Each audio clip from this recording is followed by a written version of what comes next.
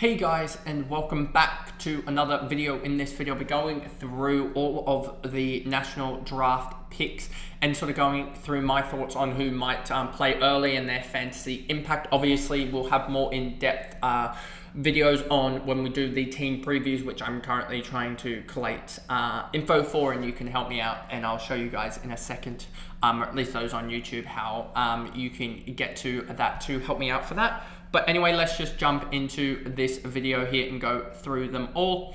Obviously, when I did that video with Kaltumi's Phantom Draft, there was a lot, very similar info to the top. He got the top 10, I think, spot on. And so we're gonna skip through the top 10 roughly very quickly, and then sort of go through the latter half, because I do think there are some guys in the latter half that do have some fantasy relevance early on. But anyway, I just wanted to show the this is the Google Docs that I have going, and then we'll also, like you see here, I have it filled out for Isaac Cumming and stuff like that. So if you guys wanted to help that out, you can see on my Twitter on the pinned comment here, or the pinned tweet or post. You can see here, the link here is that link there, so you guys can go through it there and see that. But anyway, back to this one here, and Sam Lula, I think, is a guy that will definitely play round one. I think that's it's very I think rare-ish for a number one pick not to play or to start. Obviously, didn't have necessarily the greatest carnival, having only 11 touches, 5 marks, 4 tackles, but I don't think he's going to be that full-time midfielder for the likes of the Tigers. I think he's going to be that more mid-forward for them, and I think that should be able to help them out a little bit, given that they kind of need that, as obviously with their other selections. I mean, they selected Josh Smiley, which we'll get to, and other guys like that, so I think that they are going to be able to it's going to do really well for them that they're getting not only midfielders, but they're getting that mid-forward, which are really hard to find, those goal-kicking mids. So I think that he's going to be really useful for them. And you can just see in the in the Coach Talent League, he averaged 23 touches, 6 marks, and 3 tackles for 94 fantasy. So I think he's going to be fantasy relevant. Finn O'Sullivan at 2 for the North. I don't know how much of an impact he's going to have comparatively, because I think he's going to play a very similar role. I think he might be one of those ones that we get necessarily sucked into. So yeah, I'm just probably not going to be one that goes for him, I don't think, because I think there's guys like Sid Draper, Jagger Smith, etc. that'll probably have better roles. Jagger, we forecasted this, or Kaltumi did, to Carlton. I think he plays probably half forward flank, or maybe on the wing, potentially some midfield time. Maybe they knock out Walsh to the wing and stuff and get more his outside run rather than his contested work, because Jagger is another accumulator. So we'll just see how that works. But I genuinely think he's going to be a really good fantasy prospect. Sid Draper, I think, could be the sneaky shout of the whole draft in terms of fantasy output, just because I think he replaces guys like Matt Crouch, potentially Rory Laird in that midfield, as they really do need some more run and gun in that midfield, because it's just slow and labouring that midfield. So I think he does really impact that midfield for the likes of the Crows, and I think that he will be probably the most fantasy relevant player, I believe, in this whole draft class. Just because if you look at his South Australian under 18s, he had 21, 3 and 1.3 tackles, 77 fantasy points. But the year before that, he had 25, 3 and 4 for 98. So he had 98 in his underage year, and he's been battling some injuries. So I think he's one that will definitely should definitely jump up a lot. And really, I think he could have one of the better roles out of all the players. Levi Ashcroft, probably another guy playing off the half forward flank, just given how stacked a lot of these midfielders are going to be. So he's just going to be fantasy relevant. He's just an absolute ball hog as well. So yeah, he's going to be really good. And early buy, though, should be annoying. But that's why I think that Sid Draper is probably going to be the most fantasy relevant. But Levi gets that early double jump, so yeah, he should be really good. Harvey Langford, also a guy that's been tearing up the Talent League. I know that he was playing for Dandenong Stingrays alongside the likes of Cooper Hines, who we'll get to in a second as well. But yeah, he's a guy that I think will be one of the more fantasy relevant players across this next year, especially if he gets a cheeky forward status. He's going to be the number 1 picked player if he gets forward status. If he doesn't get forward status, feel like he's probably still going to be in the top 5 selected players just because he tore it up. And Melbourne are kind of looking for that taller midfielder.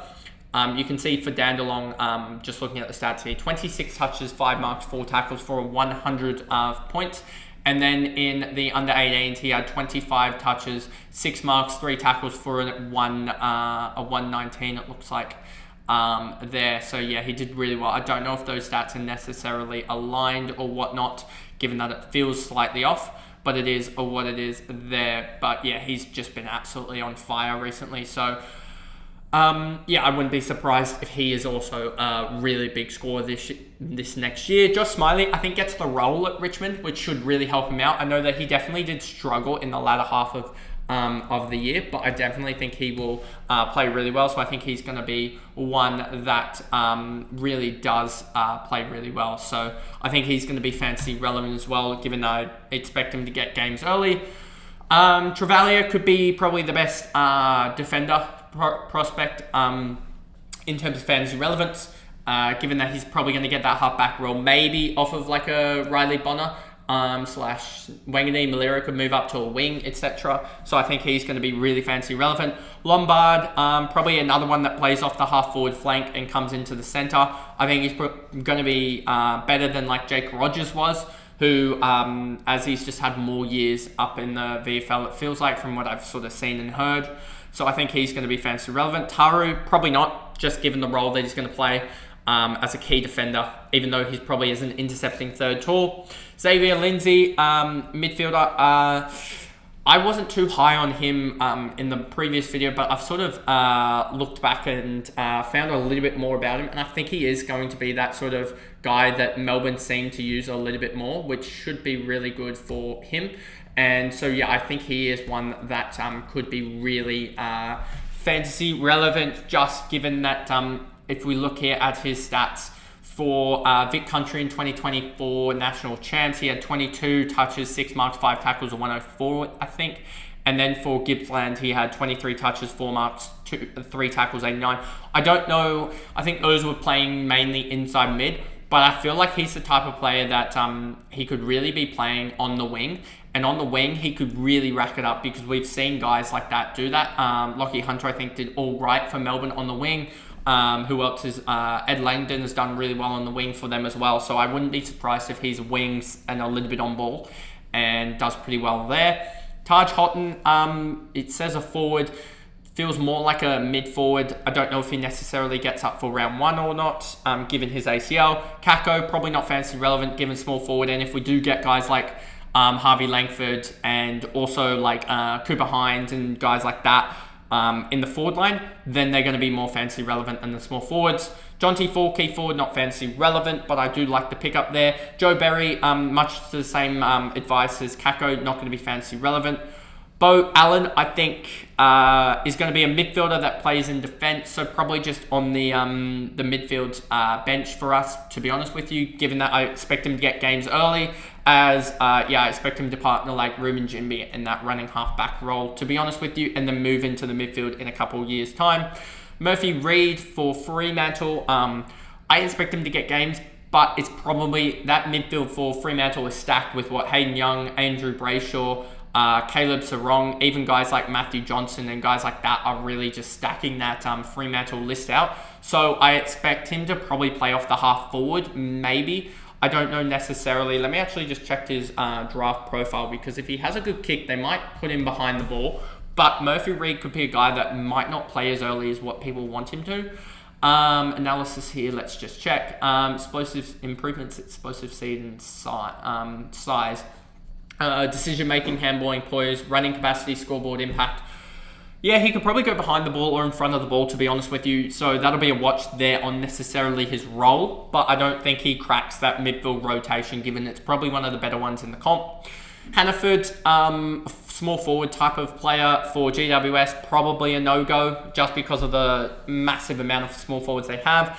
Harrison Oliver, I really like this, whether it's year 1, year 2, year 3. He's going to take over from that Lockie Whitfield role, it feels like, given that they haven't really been able to replace that, or players in that role have sort of moved on into the midfield. So I really like that for GWS. And so I think he could be one that's sort of on the bench for us in the defender line. I do like how we've actually got some highly touted halfback flankers in this draft class, and Oliver, even Bo Allen to a certain extent, who I think will play more midfield time, and guys like, where is he? Toby Travalia. They're all sort of halfback flankers that will probably move up the ground in due course, but they play halfback to start, and that's a really good area, because we kind of need those defender rookies, because we don't like the key position rookies. Good behind, midfield, forward might get the forward classification, but I really wanted him for the Swans just for that medium forward, but they got Ned Bowman for that. But I think he's going to be really well for work really well for the Dogs. Him or Sanders is going to get a role on ball, I think, as well as they have Matt Kennedy there, but they do lose Bazza Smith and also Jack McRae, and they also have Liberatore, Trelaw, and Bont, who are all getting older. They're all going to start to really need some chop out there. So I expect Cooper Hines to sort of maybe play more forward, but have some spurts on ball. So he could be really crucial if he gets that forward status. Luke Trainer, I don't like this fantasy relevance as much, just because we're going to have other guys, and I feel like he at his size, he could genuinely play as a key. I don't think he'll play lockdown, but I just think that guys like Harrison Oliver and also Toby Travalia in their teams are just going to be more fantasy relevant than Luke Trainer. And also, I don't like his concussion issues. I believe Jesse Tadoli, much like we said with Joe Berry and Kako, not going to be fantasy relevant, given he's a small forward. We're getting through this in good time here. Harry Armstrong, much like we said with Jonty Fall, key forward, no thank you. Cody Angrove, I haven't actually read too much about him. He was a massive, or sort of a bolter on draft day itself, and sort of a guy that no one really saw coming as much. Let me just read up his analysis here. Contested work needs improvement and size. Ball use, etc. Finishing, footy IQ, outside game running capacity are his strengths.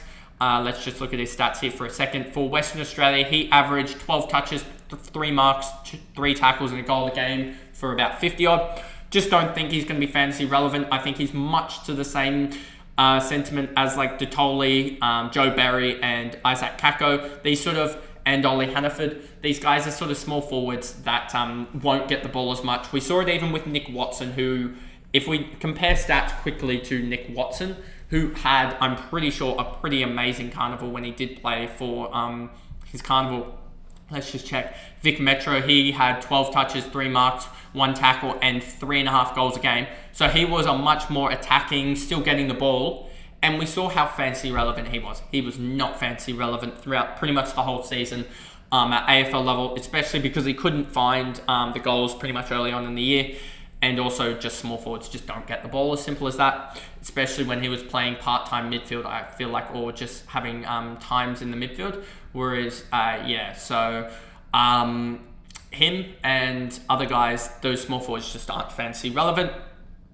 Then we go down to Sam Marshall, bid match from, I think, a Sydney bid, because Sydney like to bid on players.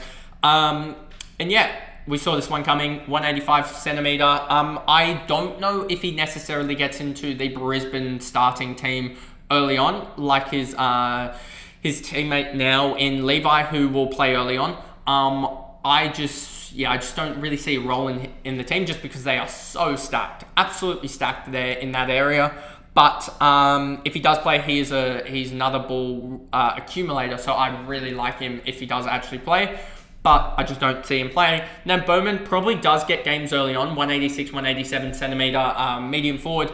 If the Swans do approach a two-pronged forward line, a 2-2-2 system, I think he does get games. But he's just not going to be fantasy relevant. Matt Whitlock, key defender, key forward type of player, just not relevant. Same with Sims, given they're both keys. Lockie Jacks, or Yaks, or however you say it.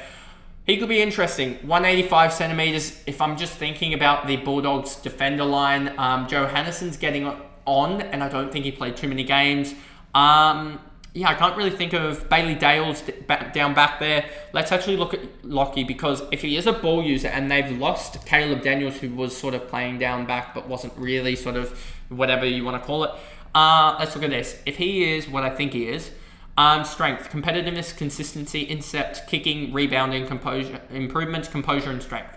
Yeah, I think he plays early on, just thinking about that. And that's another running halfback that will get the pill, which is what we need.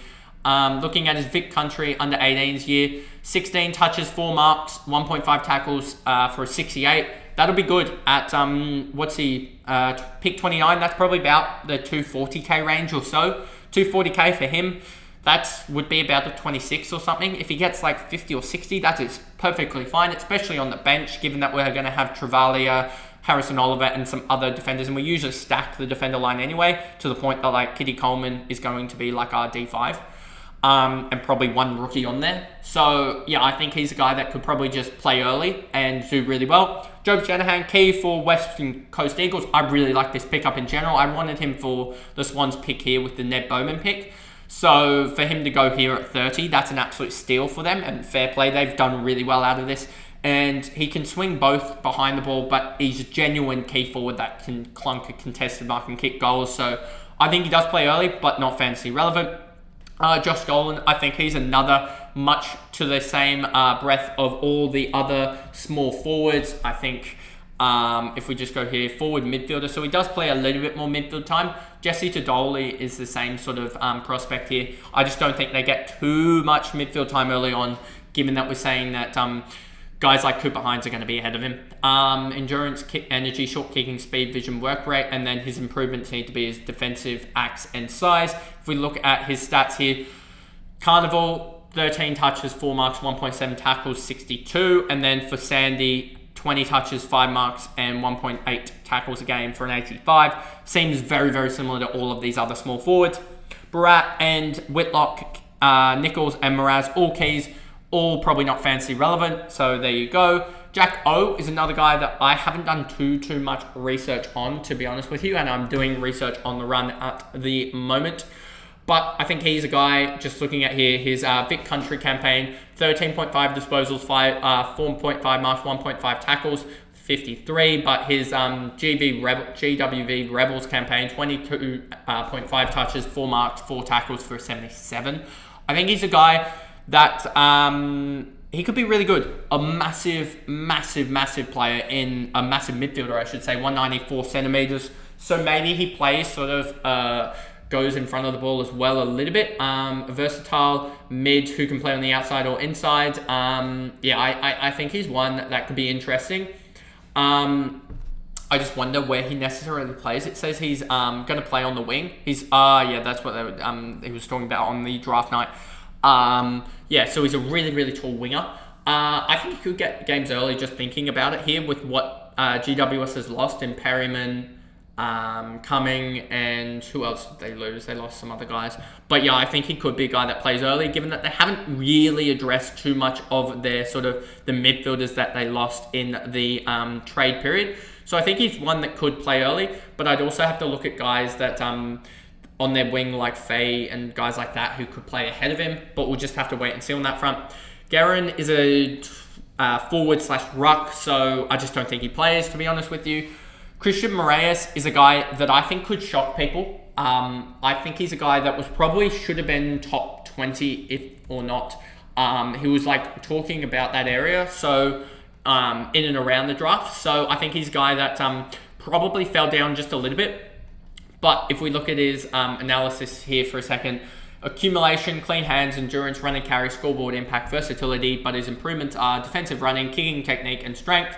If I'm just looking at that, I think he could play sort of on that wing or that half forward, which is sort of an area that I feel like Port Adelaide probably need to improve that area just fractionally, that sort of wing and half forward area.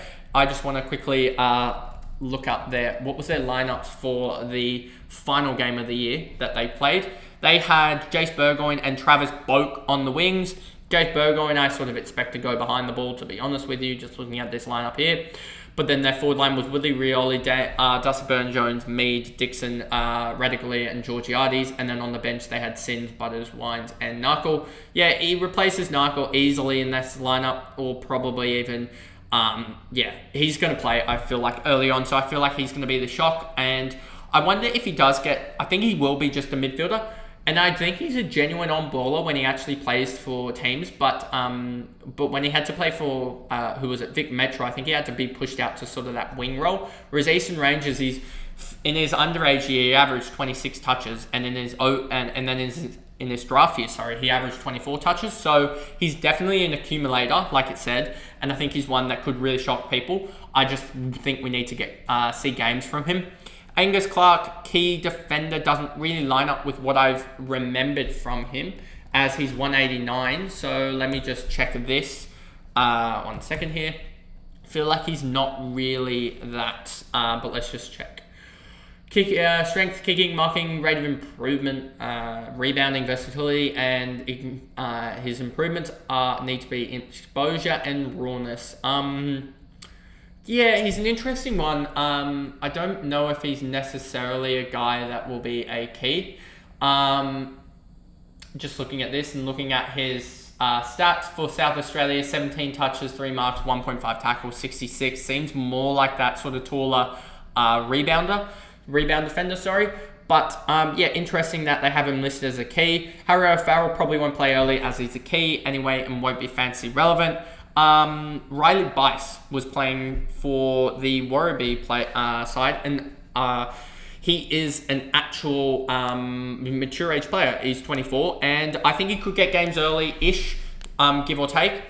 He is probably fighting out with guys like Jake Lloyd, and he's sort of in and around that sort of Matty Roberts role, so it really depends what Sydney do, because if Sydney keep like Callum Mills in the back line, you've got Callum Mills, Harry Cunningham, Matty Roberts there, Ollie Florent. So you've already got like 4 guys, plus the 3 talls. That's already 7 guys there. I'm probably missing someone anyway. Nick Blakey as well, make that 8 sort of defender-ish players.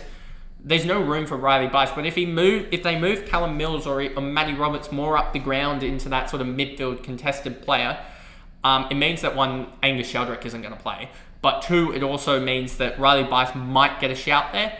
But also, so he's sort of just the Jake Lloyd replacement long term, I feel like, and sort of in a way, Jane McGaw squad replacement. So yeah, it feels like he's definitely a pickup there. But I wonder if they could have gone something else in like a Hugh Boxall or something like that to maybe they have more confidence in like an Angus Sheldrick or something like that. There, Ty Gallup, a key forward, I believe, from Brisbane's academy. I think they just matched it, and I think they took the piss out of the system, literally just trading out all their picks and then just matching with like 66 or whatever. I don't know what they matched them with, but yeah, it was like 66, 69 or whatever that they matched them with. So yeah, they got their man. Camporelli bid on by Geelong. Geelong and Sydney were the teams that went in to bid on a lot of players there. Camporelli, don't know if he necessarily plays early, Ben, but yeah, definitely think it's a good pickup for Carlton. Gives them, I think, more speed, if I remember correctly. And that's probably something that they could use, to be honest with you, in their side. And so, yeah, if I just look at this here quickly, apparently his speed is something he needs to improve on. Let's look at his brother, because I just want to check, do any of them have any speed, which will be a real thing that they need to look at here. Okay, Lucas is a winger. Hopefully his speed is what he... accumulation, endurance, running patterns, outside game, versatility, work rate. Yeah, okay. So they got someone in Lucas that's more wing related, which could help them out. But Ben, yeah, I think he plays eventually. Don't know if he necessarily starts, given Jagger's going to start over him. But yeah, it's a fairy tale story for Carlton, and that's a good thing. Polkinghorn, a key forward-ish at 190 centimeters. For Geelong, watch him turn into a bloody on-baller, knowing them. So yeah, watch that space in 4 years' time. Hugh Boxall, a midfielder for Saints. Jack Steele is finally happy. I know that they were playing that interview from Jack Steele saying, oh yeah, it would be nice to draft a midfielder, and then for them on night 1 to not draft a midfielder, or at least a starting a year one midfielder. So yeah, Hugh Boxall comes in to St Kilda, and he could get a game early, given Brad Crouch's knee is legitimately cooked. And yes, they'll have Philippou and McRae, but they kind of need another midfielder. And I think Machito Owens works really well off the half forward line rather than on ball. So yeah, I think that Boxall should get games early, and he could be a really good prospect for the likes of St Kilda. I'm just going to quickly check his stats because he's one of the more last on ballers that comes up here. And clean hands, endurance, size, stoppage, craft, tackling, and then improvements are hurt factor and versatility. Western Australia for the Nationals, he averaged 19 touches, 5 marks, 3 tackles. So he should do really well. Tom Gross, I really like this pickup from West Coast. For him to fall this far, considering what he was touted to be, he was in that sort of Moraes, and also, let me just check here, Moraes, Matt Whitlock, Jesse Totoli range, Cooper Hines sort of range there, Job Shanahan and all the tools. That was sort of 20s to 30 range. So for him to be picked up at 46 or whatever, where is it here? Yeah, 46, massive win for West Coast. And if we look at his analysis here, competitiveness, explosiveness, physicality, scoreboard impact, versatility, work rate, and improvements are composure and end product, that seems almost the same. But yeah, for Vic Metro, he averaged 20 touches, 5 marks, 3 tackles, a really good carnival there. And for Oakley, he averaged 22, 3 and 3, or 4 and 3, etc. for an 82 there. So I really do like that as well. I think he's a guy that could impact early. Probably more of that, probably comes in as a half forward, I would say, playing a little bit on ball. But yeah, a utility player that can hit the scoreboard. I really do like this. And we'll see how he goes. And yeah, he debuted in the Talent League at 15, so that's pretty good signs. Joel Cochran, Sydney didn't match this bid, which is sort of a surprise, but also I understand it now looking more and more in depth about it, just given the role and type of player that Joel Cochran is compared to a Riek Andrew, which they got in the end. And yeah, so I do like the reasoning behind that now. And so not going to play for a while. Kicking is the massive thing with Joel Cochran, and then with the role of him as a third sort of or fourth tall intercept type guy, if his kicking isn't up to scratch, he kind of loses half his relevance. Luca Grego, midfielder, 184 centimeters for West Coast. I do like this pick as well for them. Let me just bring up his stats here. A guy that I'm pretty sure was, should have gone, I think he was in and around the mark, to be honest. I want Luca Grego here for a second. Clean hands and defensive acts, leadership, physicality, toughness, and improvements, composure, and finishing. That's almost the same thing. 13 touches, 3 marks, 2.5 tackles. Probably not the fantasy relevant player that we would want at the sort of low end, but is basically going to be basement price at this point. So yeah, good pick up then for there. Given what they started the draft at, it was a really good draft for the likes of West Coast. I don't remember which one of these was the Port Adelaide pick that they got from Port Adelaide trading up to get, was it Joe Berry that they got in the end, Port? Yeah, from the Joe Berry selection. So, but if it was Tom Gross, they effectively turned pick 3 into Baker, Owies, Allen, and Gross, which isn't actually the worst. Cooper Bell, key defender from the Giants Academy. Just don't think he's going to be fantasy relevant, given he's a key. Charlie West, same thing. Sam Davidson, I think similar thing. We all talked about, I think it was Jake Hutchinson in a sort of similar vein with Sam Davidson. I know Sam's a mature ager, but at 191 centimeters, given he's not an on-baller type, I don't think he's going to be as fantasy relevant as probably some other guys. I'm just going to look at his Richmond VFL, I believe. Yep, that's the right date of birth, and doesn't give me any totals there. So let me just see if I can look him up on online VFL stats. Let's hope this comes up here. So in 17 games in 2024, he had 244 touches. That is roughly, 74 divided by 17, but 4, maybe 5? Yeah, give it 5. So 15 touches, 3 and a bit marks, and a good, 3 tackles. So 17, 3 and 3, and 26 goals, which is about 1.5 a game, give or take. Yeah, 1.5 a game. So that's pretty good there. And averages roughly, that feels like about 65, give or take, in terms of the fantasy points. It's 1166 divided by 17. 1166 divided by 17 is 68. So yeah, could play very, very early for Western Bulldogs if they wanted to. But also they just have a really tall forward line, so I'd be surprised if he does. But yeah, a guy that could genuinely play early and has had some really good games as well. A 20 disposal game here, 17 disposal, 4 goal game there.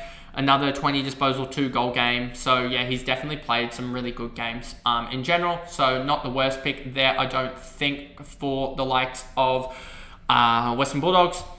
Jacob Mollier is a ruck, 201 centimeters, and much like Dodson, don't think he's going to have any fantasy relevance early just because they're rucks. Camporelli, Camporelli twin, really good fairy tale story, don't think he plays early. Rick Andrew is basically just the Tom McCartan replacement in readiness in a couple of years' time, so if he ever goes down again. So yeah, he won't need it early on. Will Hayes, I think this is a decent pickup for Collingwood. Just looking at his stats here, Will Hayes, 1 second here, and I think, yes, this could be it. Yeah, that's Will Hayes. For Western Australia, he averaged 13 touches, 5 marks, and 2 tackles. Seems like it's an eerily similar stat line to a lot of these smaller forwards.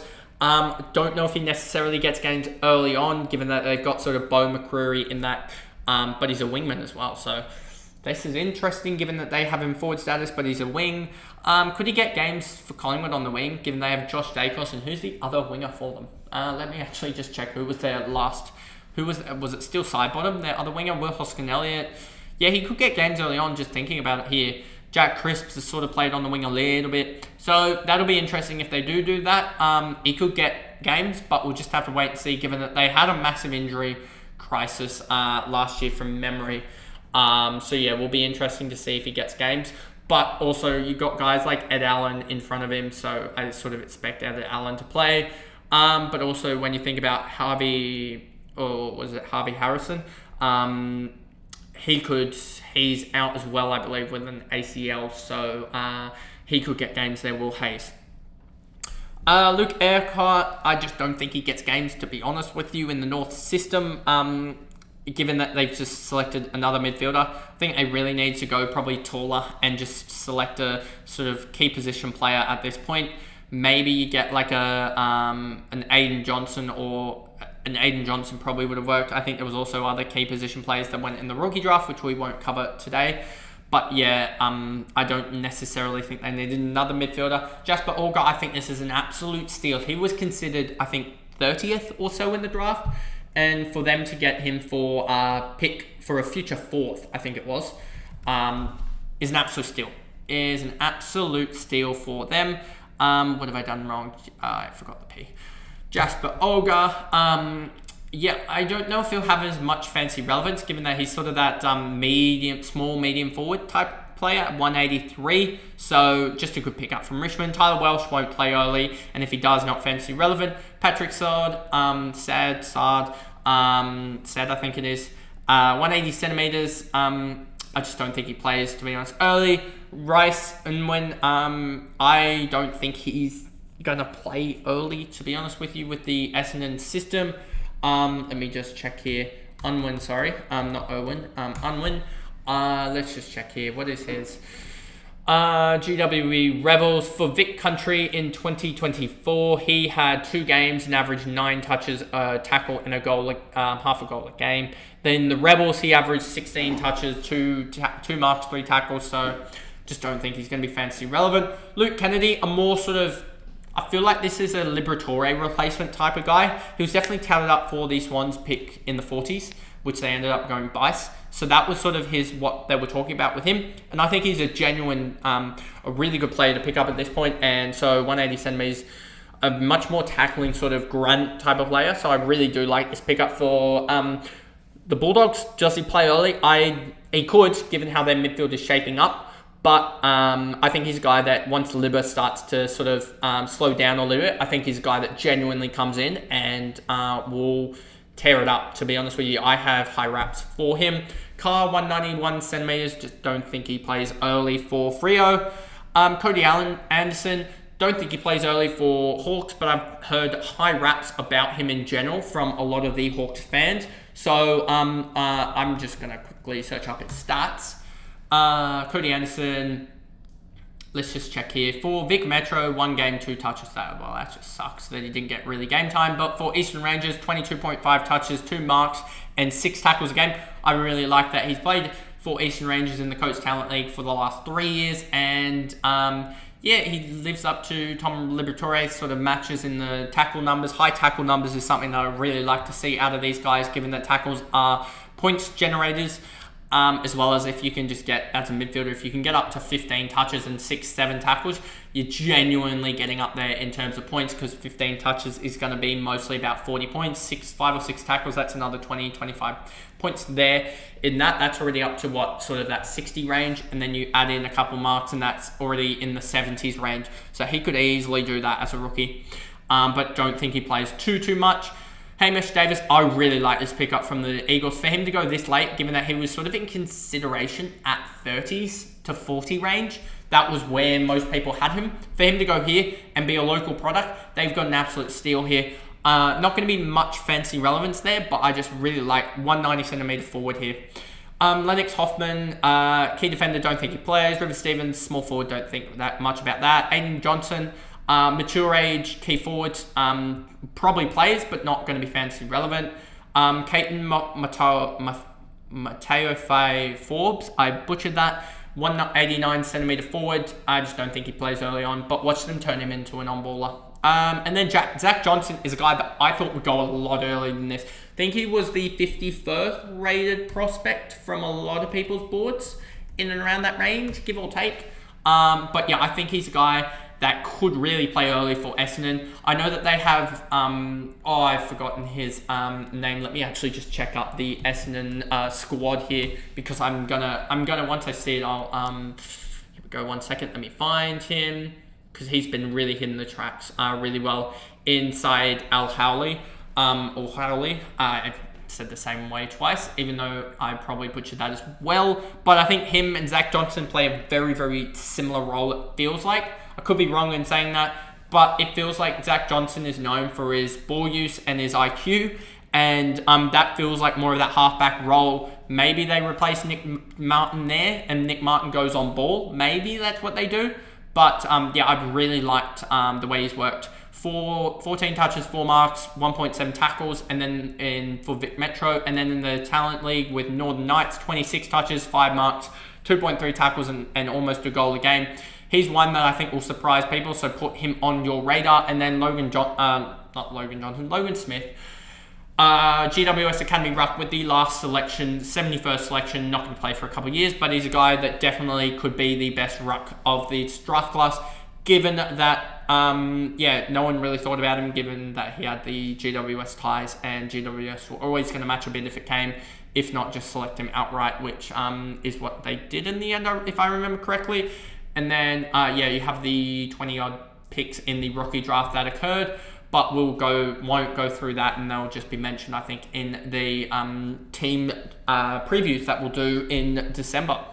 But anyway, that is a very long video, one of the longest ones that I've had in a while, 38 minutes or so. But if you did enjoy that video on YouTube, remember to like and subscribe. Turn the notification bell on so you know when I upload. If you are listening along on Spotify, give me a follow so that you know when I upload there.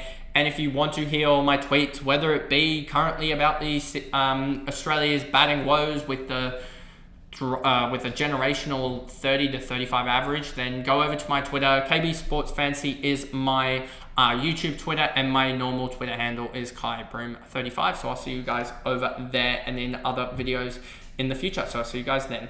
Bye, guys.